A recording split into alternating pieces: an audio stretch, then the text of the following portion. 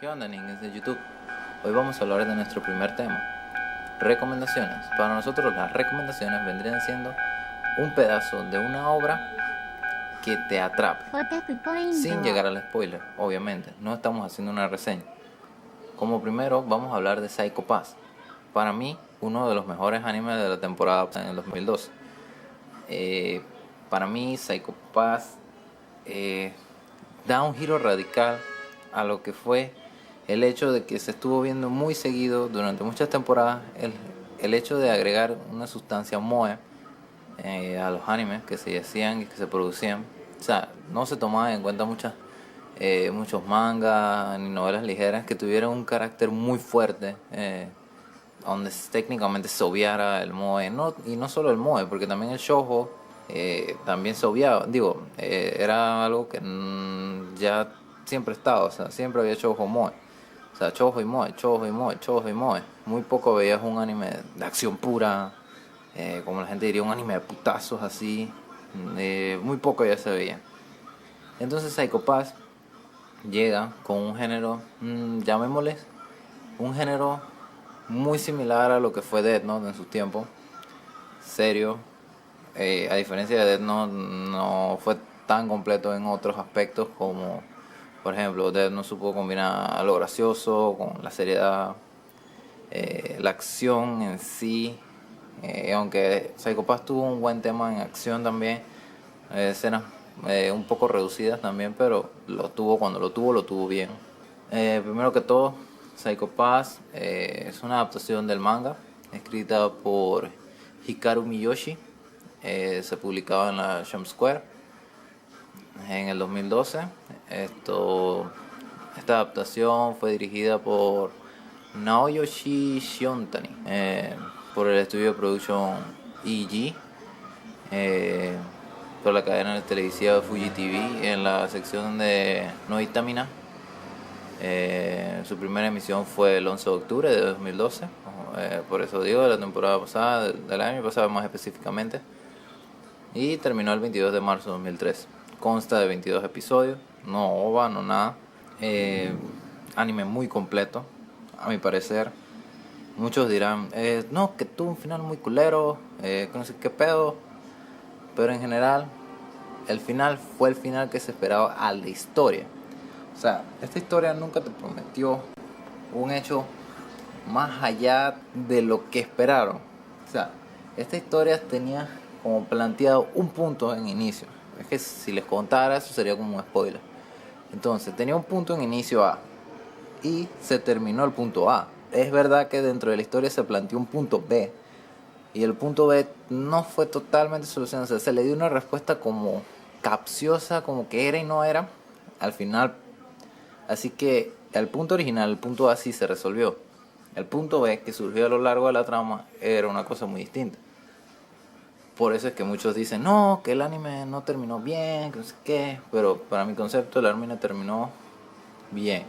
Ahora, no terminó espléndido, o sea, no fue un bala. Pero hay unos animes que, no mames, o sea, unos finales asquerosos, güey.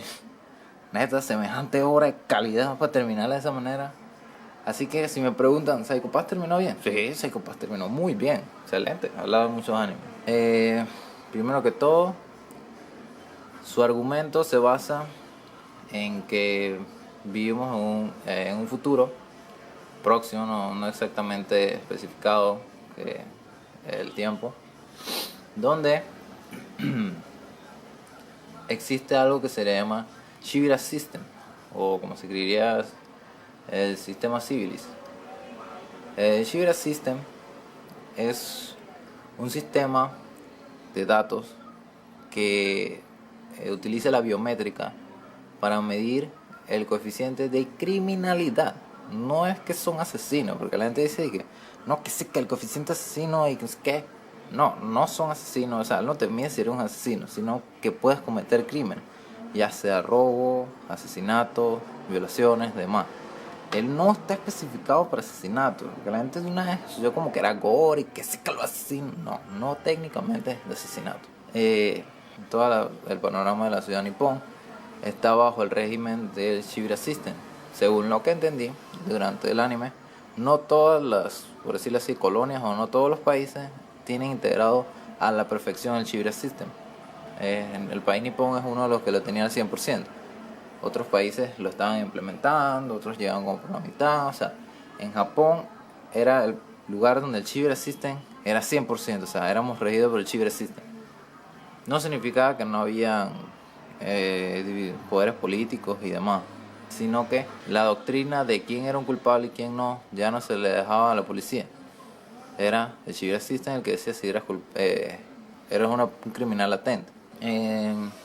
Esto se hacía a través del Dominator, que es una especie de pistola de alta tecnología, muy alta tecnología, que posee dos tipos de medidas o modos para tratar a las personas que son de alto índice de criminalidad. Este sería el modo letal y el modo de paralizador. Creo que aproximadamente el modo de paralizador estaba como por los 200 y tantos límites, y ya 200 y tantos para arriba necesitaba ser utilizado el letal. Era una especie de, no sé si para los que jugaron en sus tiempos Turok, el Turok 1, una pistola que se llama Inflator, que era un láser que ¡puf! Y cuando te disparaba, donde te tocaba se te hinchaba y explotaba. Muy similar. Obviamente aquí técnicamente no hay un rayo tan específico, es como una onda de vacío que se envía, o sea, se ve la emisión, pero técnicamente no es un poder como digamos un rayo. Es muy similar, como un vacío dirigido. La historia no se basa en la ciudad, o sea, el sistema de la ciudad, no. La historia se basa técnicamente en la correlación del personaje principal, aunque a mí la verdad para mí no era el personaje tan principal, pero era el personaje principal supuestamente. Tsunemori Akane. Ella se convierte en una inspectora de la asociación encargada de estar a cargo de el control de la gente con coeficiente de criminalidad alto. Ella, como es nueva, llega a la asociación esta y se encuentra con el equipo, una Ginosa, Nobishka Ginosa, que es otro inspector, y existe un rango debajo del inspector que serían los sabuesos, que si los perros de casa, como más le decían, los ejecutores. En realidad son los ejecutores. Entonces ellos son, como les decían, los perros de casa. Ellos son los encargados de buscar y atrapar a los criminales latentes. ¿Por qué? Técnicamente es intentar de que el coeficiente de criminalidad no aumente en los inspectores. Los inspectores tienen que tener un coeficiente de criminalidad así muy pulcro, porque obviamente tienen que ser gente sana de mentalidad, mientras que los ejecutores, o sea, bitch please, o sea, tienen un coeficiente, muchos se les podía llegar a su vía letal, porque son ejecutores, o sea, son personas que cuando estuvieron en la vida normal su coeficiente fue ya sea paralizador o letal, pero el Chiba System decidió que tenía el potencial para ser un ejecutor y no lo mandan a rehabilitación ni nada de eso, sino que lo dejan trabajando de por vida en la oficina esta, de la oficina de agencia tal, una madre así. Lo dejan trabajando ahí como ejecutores entonces, para que con su mente criminal se encarguen de atrapar a los demás criminales latentes.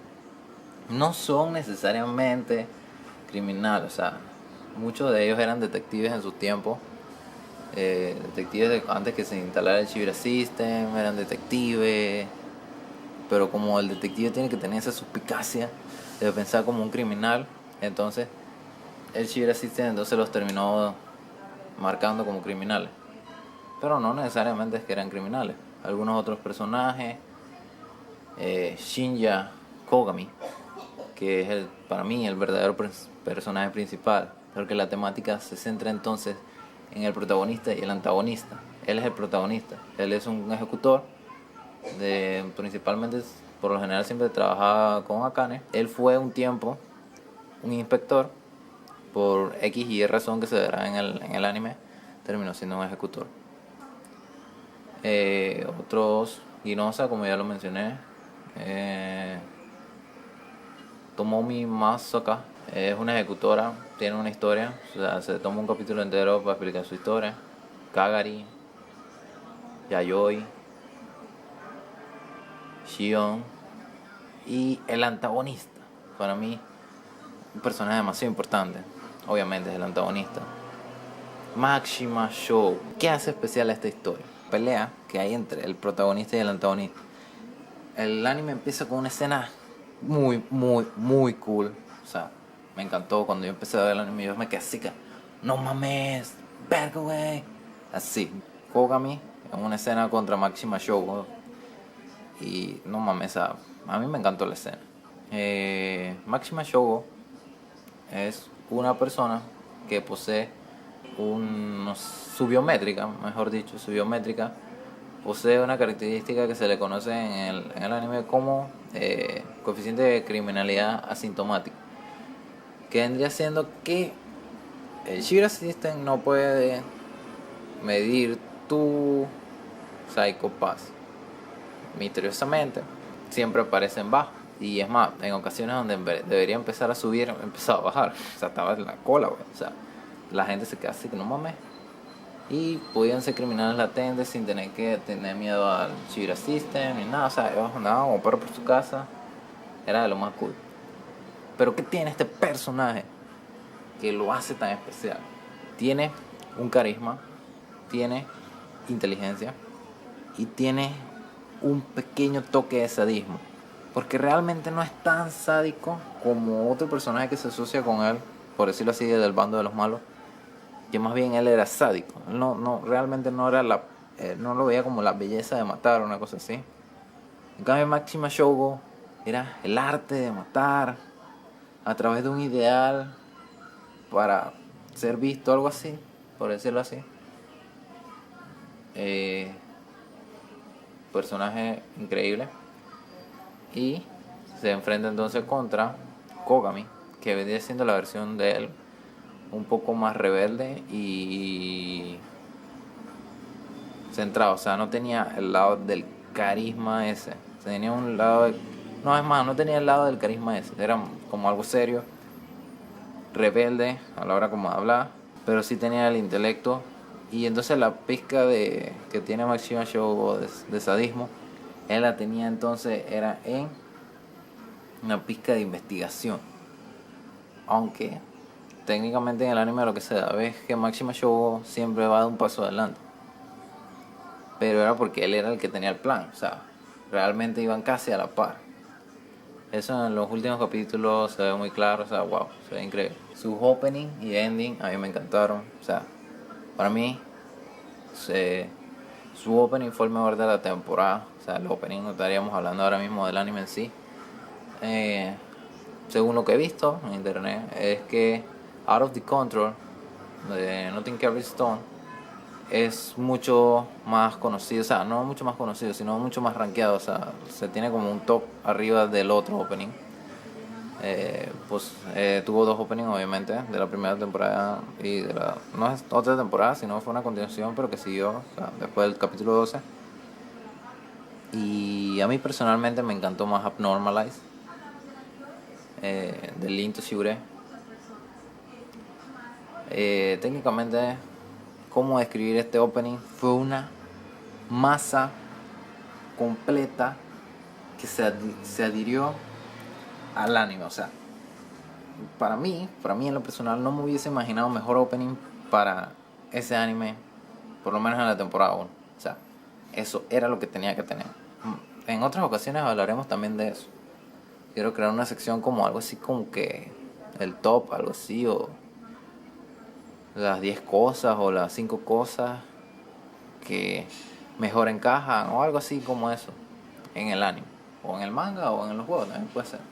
Recuerden que otaku, o sea, el hecho de ser un otaku viene tanto anime, manga, juegos, todo lo demás, películas, todo. Técnicamente es como vicio, algo así, digámosle. Entonces, eso fue lo que encajó, eso fue la piedra anular, o sea, también eso fue un punto cereza así encima del pastel. Ese opening, tanto visual y auditivamente, o sea, me atrapó, o sea, estuvo no mames, o sea, fue el opening. Out of the Control también me encantó, pero a mí en lo personal el que más me gustó fue Abnormalize. Y tuvo otro genio también, obviamente. Ambos por Egoist. All Along With You y No Mai No Nai Kaibutsu.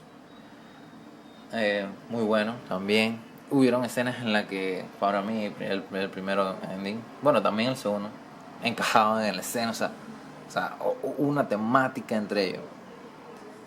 O sea, lo supieron matizar muy bien. Excelente anime.